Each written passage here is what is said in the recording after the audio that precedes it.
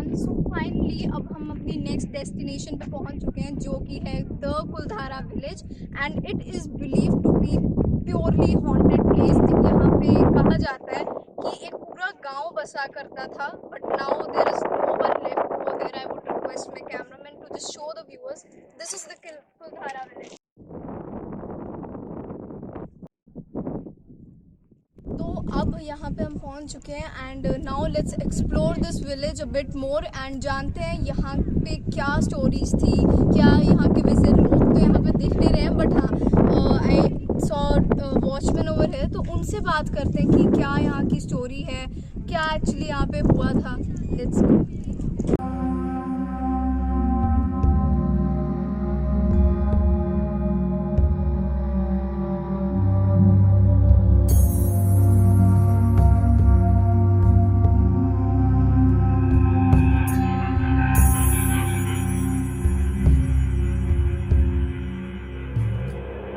राजा था, राजा के आगे एक डिफरेंट कास्ट का रखा हुआ था। डिफरेंट कास्ट यानी बढ़िया जानते हो, बढ़िया की कास्ट था। उनको एक राजा और राजपूत की जगह मिली तो उन्होंने पीछे सिंह लगाया था। उनका नाम सालम सिंह रहा करता था।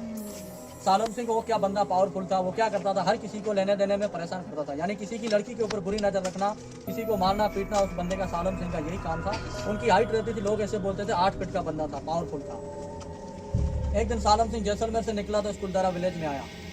इस गांव में उस टाइम ऐसे भी लोग रहते थे, आपको ही पता होगा, लेडीज को ज़्यादा बाहर नहीं निकलने देते थे, घूंघट और पर्दे सिस्टम में रखा करते थे। इस गांव का जो मेन लीडर था उनका नाम रामचंद्र पालीवाल, वो बहुत बड़ा पैसे वाला बिजनेसमैन था। इस कुलधारा का जो लीडर था, लोग ऐसे बोलते थे पालीवाल ब्राह्मणों की कोई कुलधारा गाँव की कोई खूबसूरत बेटी रहा करती थी, लड़की इसी गाँव की। वो लड़की एक दिन ऐसा हुआ, माँ बाप से जिद करके बाहर निकली तो बाहर एक स्टेबल गाँव कुआं बना हुआ है, वहाँ पे ब्राह्मणों की बेटी वैसे पानी भरने के लिए चली गई तो उस सालम सिंह राक्षस की उस लड़की के ऊपर नजर पड़ती।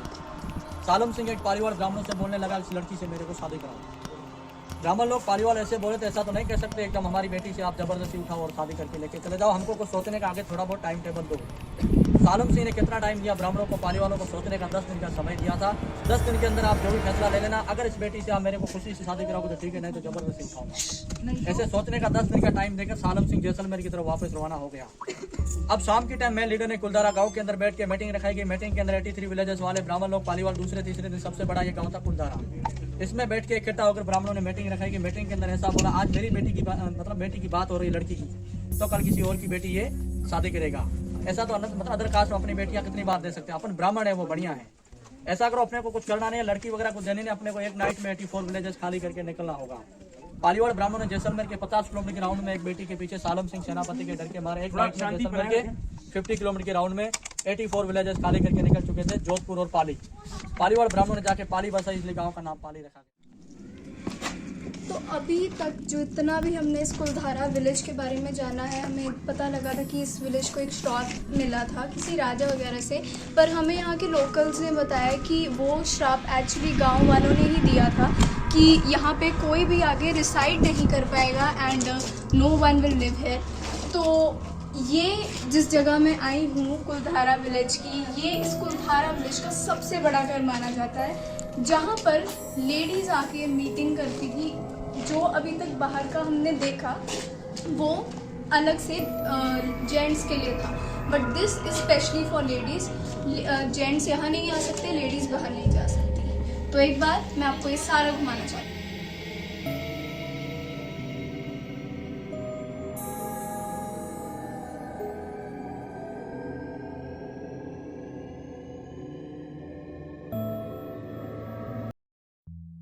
ये कुलधारा का सबसे बड़ा घर है एंड कुलधारा की कहानी इसी घर से शुरू होती है एंड बताया जाता है कि ये जो सबसे बड़ा घर है कुलधारा विलेज का, ये मोस्ट हॉन्टेड माना जाता है। देख सकते हैं ये बेडरूम बने हुए हैं, आप एक क्लोजअप शॉट प्लीज दिखा दीजिए इनको। अंदर बैड्स ही बैड्स हैं, तो एक वैसे यहाँ पे अंदर जाना बिल्कुल भी अलाउड नहीं है एंड एक यूट्यूबर ने कोशिश की थी यहाँ पे अंदर जाके रिकॉर्ड करने की एंड उनके जो कैमरास थे उनके हाथों में ही ब्लास्ट हो गए थे।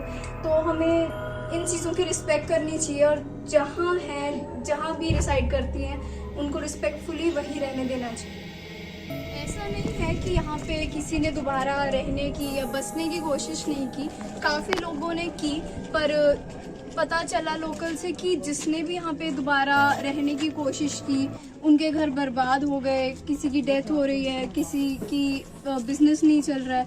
तो आफ्टर ऑल सब चीज़ें होने के बाद उन्हें वापस जाना पड़ा, they had to go back to.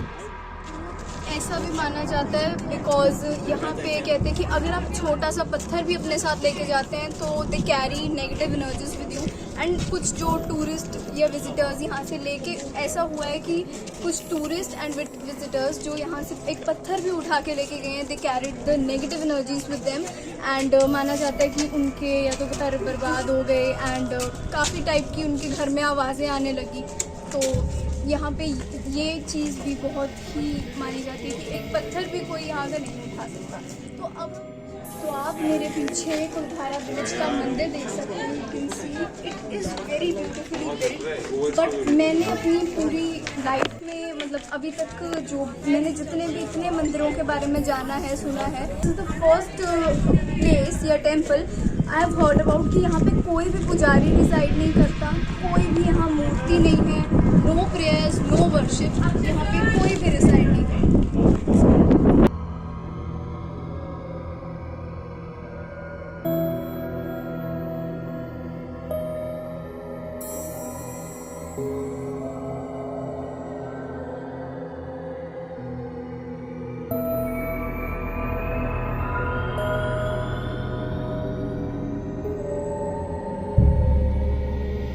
तो जैसे कि हमने देखा, कुलधारा विलेज एक बहुत ही हिस्टोरिकल प्लेस है जहाँ पर कुछ साल पहले पूरी विलेज बसती थी और आज वहाँ पे एक भी इंसान नहीं है। जैसे हमें स्टोरी से पता लगा कि वहाँ पर ब्राह्मणों ने श्राप दिया था कि वहाँ पर कोई भी आगे आके बसेरा नहीं कर सकता।